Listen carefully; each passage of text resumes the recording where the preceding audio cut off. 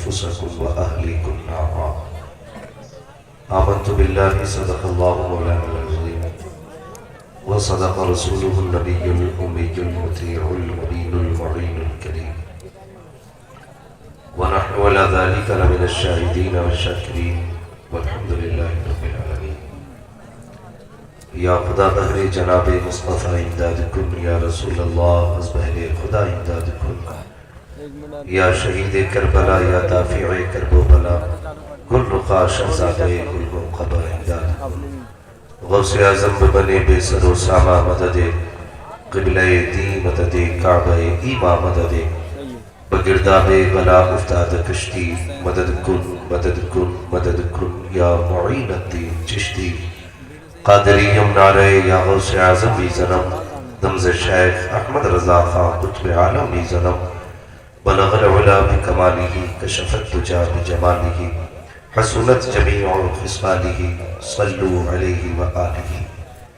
تیرے ٹکڑوں پہ پلے غیر کی ٹھوکر پہ نہ ڈال، جھڑکیاں کھائیں کہاں چھوڑ کے صدقہ تیرا. کھاتے ہیں تیرے در کا، پیتے ہیں تیرے در کا، پانی ہے تیرا پانی، دانا ہے تیرا دانا.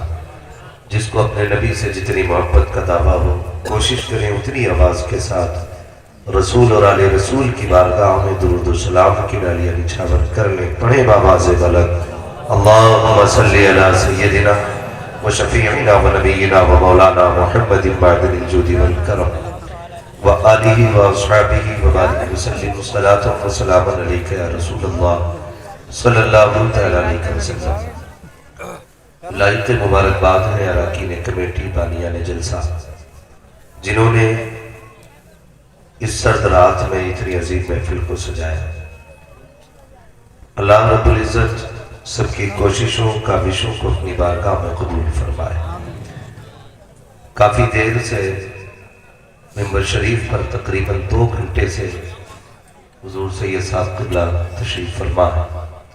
اگر آپ نہیں جانتے ہو تو میں آپ کو یاد دلا دوں، بزرگوں کو زیادہ تکلیف نہ دیا کریں، ان کے ذمہ بڑے کام رہتے ہیں. یہ ان کی کرم فرمائی ہے کہ یہ ابھی تک بیٹھے ہوئے ہیں. آپ کو آج جلسہ سننا ہے، شاید پھر سال بھر میں 1-2 سننے پڑے، لیکن ان بزرگوں کا اپنا معاملہ یہ ہے ان کو روز کسی نہ کسی محفل میں جانا رہتا ہے. صبح خانقاہ میں بیٹھ کر کے مریضوں کے حال بھی پوچھنے رہتے ہیں، ضرورت مندوں کی ضرورتیں بھی سننا رہتی ہیں. میں تو یہ سمجھتا ہوں کہ یہ اتنی دیر کیسے بیٹھ گئے. یقیناً یہ حضور کی نسل کا کمال ہے، یہ ان کے خون کا اپنا رنگ ہے کہ یہ بڑی بڑی کوتاہیوں کو بھی نظر انداز کر جایا کرتے ہیں. اور بریلی والے نے کہا تھا کیا دبے جس پہ حمایت کا وہ پنجہ تیرا، شیر کو خطرے میں لاتا نہیں کتا تیرا. پھر بھی یہ تو اس گھر کے بیٹے ہیں. اللہ اس پریوار میں اس نسل میں بھی پناہ برکت عطا فرمائے اور ان کی محبت ہمارے ایمان کا حصہ ہے. یہ بھی خیال رکھیے گا جو یہ کہا کریں اس کو پہلی فرصت میں مان لیا جانا ہی ہم سب کی آخرت کے لیے بہتر ہوتا ہے. یہ میں بتا دوں زمیندار ہو ٹھیکیدار ہو اپنے لیے ہوگے، لیکن قبر میں تمہارے باپ کی نہیں چلے گی، قبر میں صرف ان کے باپ کی چلے گی. اپنی قابلیت اپنے پاس رکھیے گا، آپ کیا ہیں اپنے لیے ہوں گے، لیکن قبر میں پتہ چلے گا جب فرشتے پوچھیں گے ما کنت تقول فی حق ھذا الرجل، بتا محبوب کے بارے میں کیا کہتا تھا. تو وہاں تیری بینک کی کتاب کام نہیں آنی ہے، وہاں تیری زمین کے کاغذ کام نہیں آنے ہیں، وہاں تیرے 1 مہینے کی کتنی انکم ہے اس سے کوئی مطلب نہیں پڑتا. وہاں تو یہی کہنا پڑے گا ان کے بارے میں پوچھتے ہو ان کی شان تو یہ ہے سرور کہوں کہ مالک و مولا کہوں تجھے. یہ پیچھے والے بھی سننی بیٹھے نا، اگر بیٹھے تو پھر بولے ذرا یا رسول اللہ. مجھے شک نہیں ہونا چاہیے ورنہ میں آئینہ کو دکھاؤں گا داغ چہرے کے، جسے خراب لگے سامنے سے ہٹ جائے. بس بہت سنیے گا، میں بات کر رہا ہوں قبر میں جانے کے بعد جو کام آنا ہے نا، خدا کی قسم جاؤ اگر یقین نہ ہو نا قبرستان جانا اگر یقین نہ ہو. ممبر سے لے کے نیچے تک سارے میری بات پہ غور کریں. میں بہت پڑھا لکھا نہیں ہوں، میں نکما بندہ ہوں، بس اتنا سمجھ لیں رب نے میری ڈیوٹی یہ لگائی ہے کہ لوگوں تک ہماری باتیں پہنچا، بس اسی کو اپنا فرض سمجھ کے آیا ہوں۔ مگر میری ایک بات سنیے، بہت غور سے سنیے گا، اگر کوئی جنت میں گیا تو میرے باپ کا کچھ نہیں جائے گا، کوئی دوزخ میں گیا تو میرا کچھ نہیں بگڑے گا، لیکن کبھی کبھی رہ کے خیال آتا ہے اس امت کے لیے حضور نے بہت رو رو کے آنسو بہائے، بہت روئے ہیں میرے لیے۔ خیال کیجئے گا یہاں بیٹھ کے زمینداری نہ دکھائیے، ٹھیکیداری نہ دکھائیے، چل مدینے ہم تجھے دکھائے۔ کتنے بڑے بڑے تاج والے ٹھوکروں میں مارے مارے پھرتے ہیں۔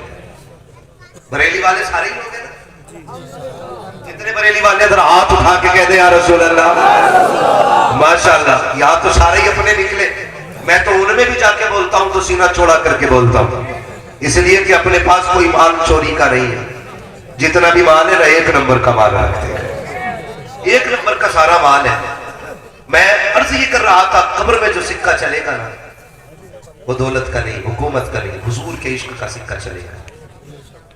جاؤ قبرستان ہو گیا اپنے یہاں، جاتے بھی ہوگے جمعے میں، اب کہ جانا تو قبر والوں سے پوچھنا بتاؤ کیسی گزری، اور تم بتاؤ تم نے قبروں کو کیسا پایا، تو اگر آپ سن سکتے ہیں تو آواز آئے گی۔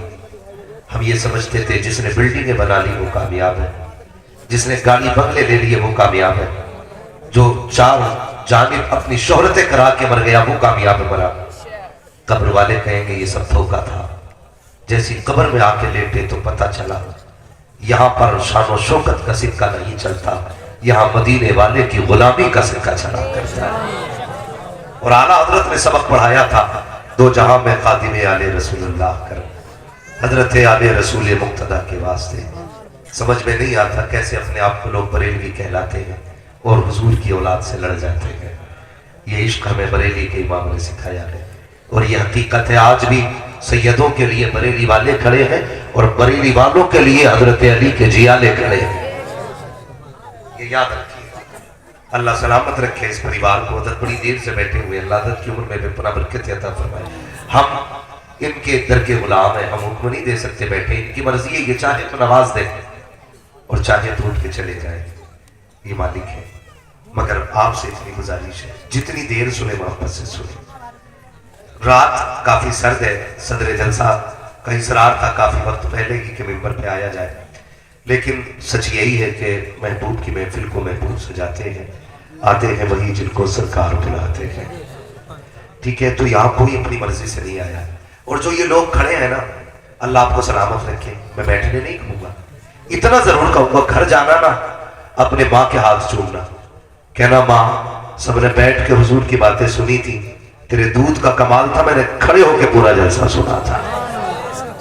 سنیں، کھڑے ہو کے بھی سن سکتے ہیں، حضور کا ذکر ہے، جیسے جہاں جگہ مل جائے کھڑے ہو کے سن لیں۔ میں دیکھ رہا ہوں کہ جگہ کافی تنگ پڑ گئی ہے آپ کی، بیٹھنے بھر کی جگہ کا میں، کھڑے رہیے گا کوئی مسئلہ نہیں ہے، لیکن جتنی دیر سنیں محبت سے سنیں۔ مجھ سے پہلے ہمارے بڑے بھائی رشتے میں ہمارے بہنوئی ہیں حضرت علامہ مولانا مفتی مدثر حسین صاحب اللہ، ان سے آپ نے نصیحت آمیز گفتگو سنی، اور میں جانتا ہوں ٹھنڈ کافی بڑھ گئی ہے، مشکل ہوگا بیٹھنا، لیکن میں ایک آپ کو سائنسی بات بتا دوں، آپ کو لگے گا کتنا بڑا سائنٹسٹ آیا تھا جلسے سے۔ بیٹھ کے چپ چاپ سنیں گے تو ٹھنڈ لگے گی، بول کے سنیں گے تو انشاءاللہ گرمائی آ جائے گی۔ بول سکتے ہیں ذرا یا رسول اللہ؟